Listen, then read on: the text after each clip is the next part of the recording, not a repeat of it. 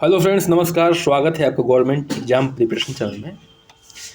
जैसा कि हम लोग जो है साइंस का मैक्सिमम पोर्शन ख़त्म कर चुके हैं और सेकेंड सेमेस्टर के लिए हम लोग जो है गणित की क्लास को कर रहे हैं। ठीक है, तो जो आज का हमारा सेशन होने वाला है, हम लोग कोशिश करेंगे कि इस क्लास को भी जो है पहले की तरह बहुत ही बेसिक से समझें और आराम से समझने की कोशिश करें। ठीक है, चलिए शुरू करते हैं आज की क्लास। पहला प्रश्न क्या है? निम्न में से 80 और 90 के बीच अभाज्य संख्याएं हैं। ठीक है, 80 और 90 के बीच में अभाज्य संख्या की बात हो रही है। तो देखिए, अभाज्य संख्या क्या होती है? इसको अंग्रेजी में कहते हैं प्राइम नंबर। क्या कहते हैं? प्राइम नंबर कहते हैं। ठीक है, प्राइम नंबर का मतलब क्या होता है कि वह संख्या जो एक से या अपने आप से, एक से या अपने आप से के अलावा, यानी कि स्वयं के अलावा किसी और से संख्या से न कटे, उसे कहते हैं अभाज्य संख्या, यानी कि प्राइम नंबर। ठीक है, देखिए 81 और 83। तो 81, देखिए 81 जो है देखिए एक और अपने आप से तो सब करते हैं, लेकिन हमें अन्य के लिए चेक करना है। 83 तो ठीक है, लेकिन 81 जो है 3 से भी कट जाएगा और 9 से भी कट जाएगा, तो ये संख्या नहीं है। 81 फिर वही बात है, 83 और 89, 87। ठीक है, 83 और 89, 87। देखिए 87 किससे कट जाएगा? 3 से कट जाएगा। तो इसका उत्तर क्या हो जाएगा? इसका उत्तर हो जाएगा आपका डी ऑप्शन में कि 83 और 89 जो है एक और अपने आप के अलावा, यानी कि एक और अपने आप यानी कि स्वयं के अलावा किसी अन्य संख्या से नहीं कटेगा। तो ये अभाज्य संख्या ऐसी है जो 80 और 90 के बीच में लाई करती है, और ये अभाज्य संख्या यानी कि प्राइम नंबर भी है। ठीक है, तो आगे बढ़ते हैं, थोड़ा सा रिवीजन पॉइंट ऑफ व्यू से देख लेते हैं कि एक से बड़ी या ये प्राकृतिक संख्या जो स्वयं और एक के अतिरिक्त किसी और प्राकृतिक संख्या से विभाजित नहीं होती है, उन्हें अभाज्य संख्या कहते हैं। और प्राइम नंबर भी कहते हैं। किसको? इसी को अंग्रेजी में कहते हैं। ठीक है, आगे बढ़ते हैं। 6 का अनुवर्ती प्राकृतिक संख्या है। अनुवर्ती और प्राकृतिक संख्या, प्राकृतिक संख्याएं क्या होती हैं? पिछले सेशन में हम बात किए थे, वे संख्याएं जिनसे हम किसी वस्तुओं की गणना करते हैं, वो कहाँ शुरू होती है? एक से शुरू होती है, कहाँ तक जाती है? अनंत तक जाती है। 1, 2, ठीक है, 3, 4, 5, कहाँ तक जाती है? अनंत तक जाती है। ठीक है, 1 से लेकर अनंत तक जाती है प्राकृतिक संख्या। अनुवर्ती माने क्या होता है? अनुवर्ती मतलब होता है ठीक बाद में, ठीक बाद की संख्या। ठीक है, ठीक बाद की संख्या। ठीक है, ठीक बाद की संख्या क्या होती है? अनुवर्ती होती है। तो देखिए 6 की ठीक बाद की संख्या क्या होगी? होगी 7, यानी कि 6 की अनुवर्ती संख्या जो होगी वो 7 होगी। और एक होती है अनुवर्ती के बाद होती है पूर्ववर्ती संख्या, वो होगी 5। तो 5 क्या हो जाएगा? 5 पूर्ववर्ती हो जाएगा, और 7 क्या हो जाएगा? अनुवर्ती हो जाएगा। ठीक पहले की संख्या पूर्ववर्ती, ठीक बाद की संख्या क्या होती है? अनुवर्ती होती है। डिफिनीशन में हम लोग देख लेते हैं इसको। ठीक है, किसी प्राकृतिक संख्या से ठीक अगली प्राकृतिक संख्या क्या कहती है? उसकी उत्तरवर्ती या अनुवर्ती संख्या कहती है, ठीक बाद वाली। ठीक है, किसी भी प्राकृतिक संख्या में एक जोड़कर उसकी अगली अर्थात उत्तरवर्ती या अनुवर्ती संख्या को प्राप्त किया जा सकता है। एक जोड़ देंगे तो जो है ठीक बाद वाली संख्या आ जाएगी, यानी कि उत्तरवर्ती या अनुवर्ती संख्या आ जाएगी, और एक घटा देंगे तो क्या आ जाएगी? पूर्ववर्ती संख्या आ जाएगी। ठीक है, किसी प्राकृतिक संख्या से ठीक पहले क्या होती है? प्राकृतिक संख्या उसकी पूर्ववर्ती संख्या कहलाती है। ठीक है, तो इतना आपको क्लियर हो गया है। आगे बढ़ते हैं, प्रश्न संख्या 3 पे हम लोग आते हैं। ठीक है, 10, 61, 65 और 91 का लघुत्तम समापवर्त क्या है? देखिए हम लघुत्तम समापवर्त निकालेंगे यहाँ पे। भाग विधि से निकालेंगे, ठीक है, जो कि आसान होता है। तो ये 10 हो गया आपका, यहाँ 65 हो गया, और यहाँ हो गया 91, ठीक है, यहाँ हो गया 91। तो पहले किससे भाग देंगे? 2 से देंगे, ठीक है, क्योंकि 2 से कट जाएगा, तब तक कटना होता है जब तक जो है लास्ट में 1 ना जाए। 2 से देंगे, डिवाइड करेंगे, ये 5 हो जाएगा, और ये 65 ही रहेगा, क्योंकि 65 नहीं कटता है किसी से, ये 91 ही रहेगा। अब 5 से डिवाइड करेंगे, 5 1 जा 5, 65 में 5 से डिवाइड करेंगे तो क्या होगा? 13 आ जाएगा, और ये नहीं डिवाइड होगा क्योंकि ये जो है किससे नहीं डिवाइड होता है। अब देखिए 13 से डिवाइड करेंगे, एक ऐसे उतरता जाएगा, 13 का में 13, 13 सते 91, फिर 7 से डिवाइड करेंगे, 1 1, और ये क्या हो जाएगा? 7 एकम 7, ठीक है। देखिए अंत में क्या आ गया? 1 1 1 आ गया। अब इनको में क्या करना होता है? गुणा करना होता है। तो गुणा कर सकते हैं 2 × 5 गुणे 13 × 7, ठीक है। तो कर सकते हैं 2 5 10, इतने का क्या हो जाएगा? 10 हो जाएगा, गुणे, और इतने का क्या हो जाएगा? 13 7 91 हो जाएगा। और उसमें क्या कर देंगे? 91 में 10 से गुणा कर देंगे तो क्या हो जाएगा? एक जीरो जो है यहाँ पे बढ़ जाएगा। उत्तर क्या हो जाएगा? उत्तर हो जाएगा आपका सी ऑप्शन, ठीक है। यानी कि 910 जो है इसका लघुत्तम समापवर्त आएगा किस मेथड से? भाग विधि से, ठीक है।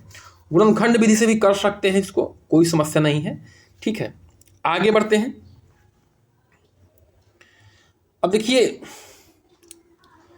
जो लघुत्तम समापवर्त होता है उसका एक जो है डिफिनीशन होता है, तो ध्यान समझ लीजिए। कोई जो है अंकगणित में कोई 2 पूर्णांक है ए और बी, ठीक है, पूर्णांक कोई है ए और बी है, का लघुत्तम समापवर्त या लीस्ट कॉमन मल्टीपल या लोएस्ट कॉमन मल्टीपल या स्मॉलेस्ट कॉमन मल्टीपल सब एक ही होता है। 2 या 2 से अधिक पूर्णांक, ठीक है, के लिए सबसे छोटा फैक्टर जो क्या हो जाए? जो इन दोनों से या जो इन तीनों पूर्णांकों से कट जाए, ठीक है, वही लिखा हुआ है। उस सबसे छोटी धनात्मक पूर्णांक संख्या को कहते हैं जो ए तथा बी दोनों से विभाजित हो सके। इस परिभाषा को 2 से अधिक संख्याओं के लिए भी सामान्यीकृत किया जा सकता है। यानी कि चाहे 2 पूर्णांकों का लघुत्तम निकालना हो, 3 का निकालना हो, वो क्या होते हैं? ऐसी संख्या होती है जो तीनों से या दोनों से, छोटी छोटी संख्या होती है जो तीनों से या दोनों से पूरी विभाजित हो जाए, लेकिन छोटी से छोटी संख्या होती है उसको क्या कहते हैं? लघुत्तम समापवर्त कहते हैं। इसको ध्यान से पढ़ लीजिएगा, समझ में आ जाएगा। प्रश्न संख्या 4 पे आते हैं। 2 असमान परिमेय संख्याओं के बीच की संख्या क्या कहलाती है? परिमेय संख्या क्या होती है? P/Q के रूप में लिखा जा सके, और Q ≠ 0। Q ≠ 0 क्यों लिखता है? देखिए किसी भी संख्या में हम 0 से भाग नहीं दे सकते। 0 से भाग देंगे तो गणित की भाषा में क्या होता है? वो होता है अपरिभाषित। क्या होता है? अपरिभाषित, ठीक है। बहुत लोग सोचते होंगे यार ऐसा क्यों होता है। देखिए मान लीजिए हमें जो है 1 में 0 से भाग देना है, ठीक है, तो 0 का कितनी बार पहाड़ा पढ़ेंगे कि 1 के पास पहुंच जाए या 1 के नज़दीक पहुंच जाए, ठीक है, ऐसा संभव नहीं है। 0 का जब भी पहाड़ा पढ़ेंगे, पहाड़ा मतलब क्या होता है? गुणा। किसी भी संख्या में 0 से गुणा करेंगे तो क्या हो जाएगी? वो संख्या 0 हो जाएगी। चाहे एक बार 0 का में 0, 0 2 जा 0, 0 3 जा 0, 0 4 जा 0। तो किसी भी संख्या 0 का पहाड़ा क्या होता है? वो 0 ही होता है। वो जो है भाग का मतलब क्या होता है कि या तो उसके बराबर तक पहुंचिए या थोड़ा सा नज़दीक पहुंचिए, लेकिन 0 के केस में ऐसा संभव नहीं हो पाता है। अच्छा, एक में 1 से भाग दे सकते हैं 0 में, कैसे? देखिए एक का पहाड़ा पढ़िए 0 बार, 1 0 0 आ जाएगा। 0 में आप 20 से भाग दे सकते हैं, देखिए ऐसे 20 0 0, ठीक है, 20 का पहाड़ा 0 बार पढ़िए, आ जाएगा 0, ठीक है। देखिए पहाड़ा क्या होता है? गुणा होता है। आप किसी भी संख्या से गुणा कर सकते हैं, 0 से करिए, 1 से करिए, 2 से करिए, 3 से करिए, 4 से करिए, 5 से करिए, 6 से करिए, ठीक है। तो आप 20 को 0 बार पढ़ सकते हैं, लेकिन 0 का पहाड़ा जो है कितने भी बार पढ़ेंगे तो 0 ही आएगा। 0 का पहाड़ा आप नहीं पढ़ सकते हैं, ठीक है। भाग का मतलब क्या होता है? या तो बराबर तक पहुंचिए या नज़दीक तक पहुंचिए। 0 के पहाड़े में संभव नहीं है, ठीक है। तो ये रही अपरिभाषित वाली बात। ये कह रहे हैं कि परिमेय संख्याओं की 2 असमान परिमेय संख्याओं के बीच परिमेय संख्या बताना है, ठीक है। मान लीजिए ये संख्या है, ये संख्या रेखा है, ठीक है, ये संख्या रेखा है, यहाँ पे 0 है और यहाँ पे है 1 और ये है 2, ठीक है। तो हमें देखना है 1 और 2 के बीच में क्या हो जाएगा, बीच में क्या हो जाएगा निकाला जाए, तो 1 और 2 को जोड़िए, 1 धन 2 बराबर क्या हो जाएगा 3, और 3 के बीच में क्या आएगा 3/2, तो यहाँ क्या आ जाएगा 3/2। इसी तरह से इस एक और 3/2 के बीच में निकालेंगे संख्या, तो यहाँ एक संख्या आ जाएगी। इस तरह से इसके और इसके बीच में निकालेंगे तो यहाँ एक संख्या आ जाएगी, इसके और इसके बीच में निकालेंगे यहाँ एक संख्या आ जाएगी। बीच में संख्या निकालते जाएंगे, निकालते निकालते थक जाएंगे, कई जन्म आ जाएगा, लेकिन वो संख्या जो है रुकने वाली नहीं है। तो इसलिए क्या होगी, किसी भी दो असमान परिमेय संख्या के बीच में जो परिमेय संख्याएं होगी वो क्या होगी, डी यानी कि अनंत संख्याएं होंगी। क्या होंगी, अनंत संख्याएं होंगी। ठीक है, आगे बढ़ते हैं। परिमेय संख्या का और अपरिमेय संख्या का डिफरेंस यहाँ पे आप लोग देख सकते हैं। एक परिमेय संख्या वो होती है जो p/q के रूप में लिखी जा सके, और जहाँ p और q क्या पूर्णांक है और q का मान 0 नहीं है। देखिए ध्यान रखना है कि p और q पूर्णांक है। पूर्णांक है क्या, मतलब कि 1 2 3 4 5 6 7 8 9 10, 0 बस नीचे नहीं होगा, q बराबर 0 नहीं होगा। फिर -1 -2 -3 -4 अनंत तक पूर्णांक है। ठीक है, दशमलव वाला नहीं, रूट वाला नहीं, इस पूर्णांक नहीं है। लेकिन एक अपरिमेय संख्या क्या होती है जो साधारण भिन्न के रूप में नहीं लिखा जा सकता। जैसे देखिए 2/3 क्या है, एक परिमेय संख्या है, लेकिन √2 एक क्या है, अपरिमेय संख्या, ये साधारण भिन्न नहीं है। इसको अगर हम दशमलव के फॉर्म में निकालेंगे तो ये रुकने का नाम ही नहीं लेगा, अनंत तक जाएगा। ठीक है, ये अपरिमेय संख्या है। अब इसको हम थोड़ा देख लेते हैं। ठीक है, ये बीजगणित टाइप का क्वेश्चन है। देखिए क्या होता है, मान लीजिए a है और ये b और धन c है। ठीक है, जब भी हम गुणा करते हैं तो क्या करते हैं, पहले इससे गुणा करते हैं चिन्ह सहित, फिर इसी को इससे गुणा करते हैं कि नहीं करते हैं, कल बताए थे पिछले सेशन में। तो a गुणे b हो गया, धन a गुणे c हो गया। ठीक है, ये उत्तर हो गया। लेकिन चिन्ह का ध्यान रखना है, प्लस गुणे प्लस क्या होता है, प्लस होता है, प्लस गुणे माइनस माइनस होता है, माइनस गुणे माइनस प्लस होता है। ये क्यों होता है, इसका जो है बहुत पुराना वीडियो मैं डाल चुका हूँ नेट पे, देख सकते हैं आप लोग। ठीक है, प्लस गुणे प्लस प्लस ही क्यों होता है, प्लस गुणे माइनस माइनस क्यों होता है, माइनस गुणे माइनस प्लस क्यों होता है, तो इसको आप लोग देख सकते हैं। यहाँ पे रखेंगे तो ज़्यादा सेशन लंबा हो जाएगा। ठीक है, तो अब जो है इस प्रश्न को हल कर लेते हैं। अब देखिए इस जो है इसको 7 का गुणा करेंगे 3 में, 3 × 7 प्लस 2 में करेंगे तो 2 × 7 हो जाएगा। तो किससे मैच कर रहा है, 3 × 7 और 2 × 7, तो वो आपके बी ऑप्शन से मैच कर रहा है। तो बी ऑप्शन क्या हो जाएगा, आपका उत्तर हो जाएगा। ठीक है, बी क्या हो जाएगा, आपका उत्तर हो जाएगा। आगे बढ़ते हैं, प्रश्न संख्या 6 पे आते हैं।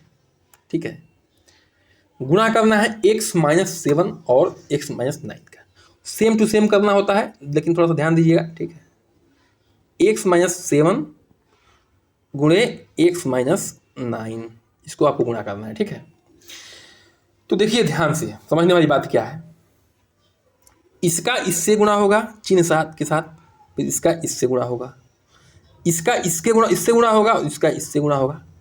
चिन्ह का खासा ध्यान रखना पड़ेगा। ठीक है, तो x का गुणा होगा x से, तो क्या हो जाएगा x²।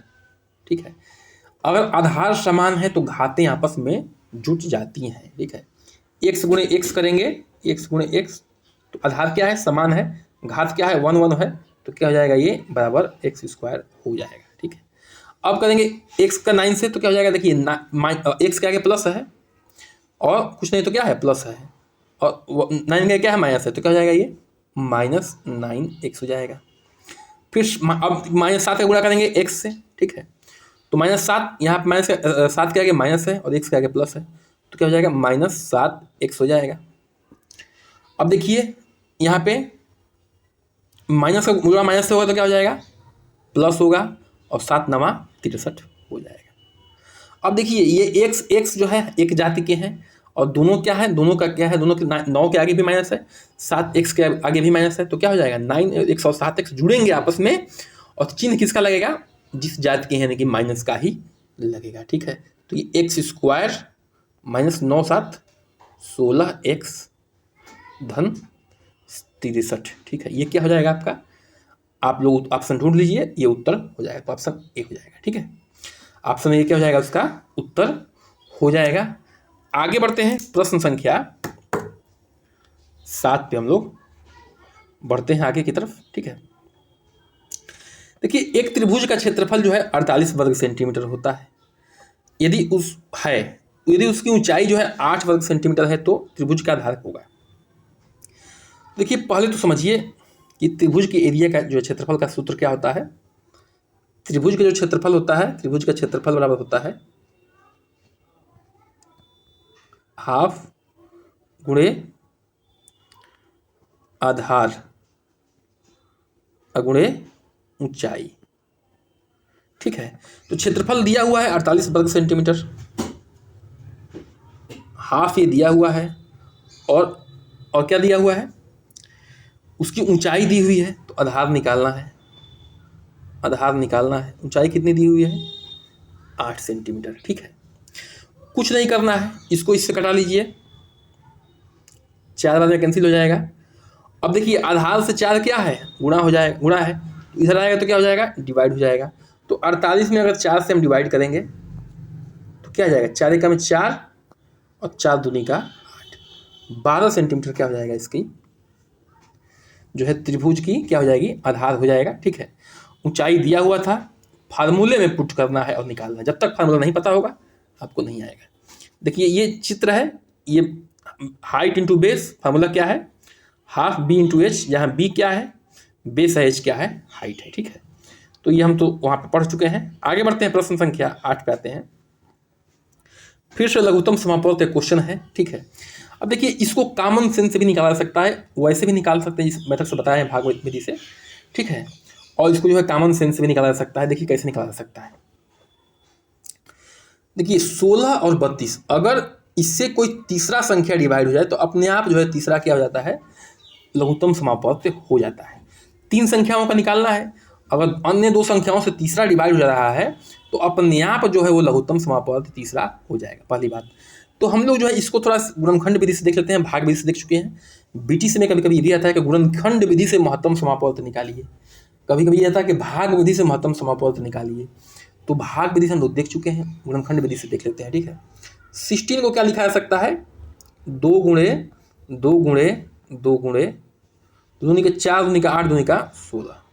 32 को क्या लिखा जा सकता है 2 गुणे 2 गुणे 2 गुणे 2 गुणे 2। और 64 क्या लिखा जा सकता है 2 गुणे 2 गुणे 2 गुणे 2 गुणे 2, 3 दूनी 2 2 2 2 का 2 दूनी 4 दूनी का 8 दूनी का 16 दूनी का 32 दूनी का 64। ठीक है, तो अब देखिए जो सब में कॉमन है ये 4 2 तो सब में कॉमन है, 4 2 तो सब में कॉमन है, 4 2 तो हो ही जाएगा। बाकी 1 2 इसमें कॉमन है तो 1 2 और हो जाएगा, 1 2 ये, यानी कि ये पूरा जो है यही हो गया क्या आपका 64। क्या हो जाएगा लघुत्तम समापवर्त हो जाएगा, उत्तर हो जाएगा ए ऑप्शन। ठीक है, आगे बढ़ते हैं, प्रश्न संख्या 9 पे आते हैं। ठीक है, प्रश्न संख्या 9 पे आते हैं। इतने का हल जो है निकालना है, y यानी कि y का मान आपको यहाँ पे निकालना है। ठीक है, अब देखिए ये दिया हुआ है समीकरण, दोबारा नहीं लिखेंगे। क्या होगा ये 7 जाएगा इस साइड में और y वाला वैल्यू इस साइड में आएगा तभी तो निकलेगा। देखिए 7 जब इस साइड में जाएगा तो क्या हो जाएगा माइनस, तो क्या हो जाएगा प्लस हो जाएगा। और 0.5 y के आगे क्या है प्लस है, तो जब इस साइड आएगा लेफ्ट साइड आएगा तो माइनस हो जाएगा। तो 1.5 y minus 0.5 y equal to 7 हो जाएगा। ध्यान से देखिए 1.5 रुपये में से 50 पैसा निकाल देंगे तो क्या बचेगा 1 रुपये बचेगा। ठीक है, बटे 7, 1 से y में गुणा करिए या भाग दीजिए, कुछ भी मतलब नहीं, नियम से तो भाग होगा लेकिन गुणा करिए चाहे भाग करिए, 1 से वही संख्या आती है तो y बराबर क्या हो जाएगा y बराबर आपका 7 हो जाएगा। ठीक है, अगर यहाँ पॉइंट नहीं समझ में आया तो ध्यान दीजिए y कॉमन ले लेंगे। ठीक है, 1.5 माइनस 0.5 घटाएंगे। ठीक है, यहाँ की बात हो रही है तो 1.5 में से 0.5 घटाएंगे तो क्या आएगा ये आपका ये वाला उत्तर 1 आ जाएगा। ठीक है, 1 आ जाएगा, 1 से डिवाइड करेंगे तो 7 ही आएगा। ठीक है, आगे बढ़ते हैं, प्रश्न संख्या 10 पे आते हैं। ठीक है, समीकरण सामने लिखा हुआ है, गुणा वैसे ही करेंगे जैसे हम लोग ने सीखा था, ठीक है। शायद सेकंड या थर्ड प्रश्न था, याद नहीं आ रहा है, लेकिन वैसे हम इसी सेशन में सीख चुके हैं। सेकंड या थर्ड प्रश्न में पहले क्या करेंगे, y को z से मल्टीप्लाई करेंगे तो ये y z हो जाएगा चिन्ह सहित। फिर y को क्या करेंगे, x से मल्टीप्लाई करेंगे तो प्लस गुणे माइनस एक्स वाई हो जाएगा, ठीक है। कोशिश ये करते हैं कि एक्स वाई जेड जो है अल्फ़ाबेट में ऑर्डर से आता है, तो वैसे लिखते हैं। देखिए गुणा तो आगे से करिए पीछे से लिखिए, कोई समस्या नहीं है, गुणा और धन में कोई समस्या नहीं होती है, लेकिन ऋण में, भाग में और घटाना में समस्या क्रिएट होती है, ठीक है। तो वहाँ ध्यान देना होता है कि उसमें उलट के ना लिखें, मतलब उसमें जो है इधर उधर चेंज ना करें, ऑर्डर चेंज ना करें, लेकिन इसमें ऑर्डर चेंज आप कर सकते हैं। अब यहाँ क्या हो जाएगा, जेड का एक्स से मल्टीप्लाई करेंगे तो एक्स जेड हो जाएगा, जेड का वाई से करेंगे तो माइनस वाई जेड हो जाएगा, ठीक है। प्लस एक्स वाई से करेंगे तो क्या हो जाएगा, एक्स वाई हो जाएगा, और एक्स का जेड से करेंगे तो क्या हो जाएगा, माइनस एक्स जेड हो जाएगा, ठीक है। अब देखिए यहाँ पे आप साफ साफ दिख रहा है कि वाई जेड एक प्लस में है और एक वाई जेड यहाँ पे क्या है, माइनस में है, तो ये आपस में क्या हो जाएंगे, कैंसिल हो जाएंगे, ठीक है। माइनस एक्स वाई एक प्लस में है, माइनस में है, एक प्लस में है, ये भी आपस में कैंसिल हो जाएंगे। एक एक्स जेड जो है प्लस में है, एक यहाँ पे माइनस एक्स जेड क्या है, माइनस में है, ठीक है। तो ये आपस में सभी क्या हो जाएंगे, वाई जेड से वाई जेड कैंसिल हो जाएगा, एक्स जेड से जो है एक्स वाई से एक्स वाई कैंसिल हो जाएगा, और एक्स जेड से एक्स जेड हो जाएगा। बचेगा क्या है यहाँ पे, लड्डू, यानी कि 0, ठीक है। उत्तर का जो हो जाएगा डी ऑप्शन, ठीक है। तो इस तरह से जो है हम लोग आज का सेशन क्या कर चुके हैं, समाप्त कर चुके हैं। देखिए जिनको आता है गणित, खूब आता है, नहीं आता है उसके लिए सेशन रखा गया है। आराम आराम से सीखिए, अभी लंबा समय है, ठीक है, अभी है समय, तो इस तरफ जो है, लेकिन जैसे बता रहे हैं उस तरफ सीखिए, आराम से बेसिक तरीके से सीखिए, और नहीं समझ में आए तो दोबारा वीडियो को देखिए, मैं बहुत ही एलिमेंट्री तरीके से बताया हूँ, आप आसानी से कर ले जाएंगे। चैनल को करिए सब्सक्राइब, लाइक, शेयर, कमेंट, बन रहिए हमारे साथ। नमस्कार, जय हिंद।